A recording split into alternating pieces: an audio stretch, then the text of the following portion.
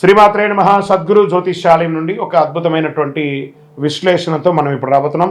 రానున్న ఈ నెల ఫిబ్రవరి 28 అరుదైన గ్రహాల కూటమి. ఆకాశంలో ఒకే వరుసలో 6 గ్రహాలు రాబోతున్నాయి. ఇది ఒక అపురూపమైనటువంటి ఘట్టం అని కూడా చెప్పచ్చు. ఫిబ్రవరి 8 సూర్యాస్తమం తర్వాత సుమారుగా 6:30 ఆకాశంలో ఒకే వరుసలో 6 గ్రహాలు కనిపించనున్నాయి.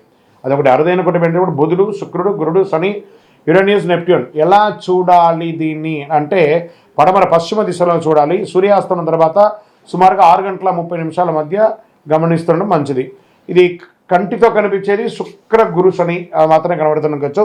కాస్త టెలిస్కోప్, బయోస్కోప్ అలాంటిది అవసరం ఉంటుంది ఆ యురేనియస్, నెప్ట్యూన్ యొక్క గ్రహాలను చూడాలంటే. ఆకాశం నిర్మలంగా మేఘాలు లేకుండా ఉంటేనే స్పష్టంగా కనిపిస్తుంది. నగర వెలుతురు తక్కువగా ఉంటే ప్రదేశం అయితే ఇంకా స్పష్టంగా చూడవచ్చు.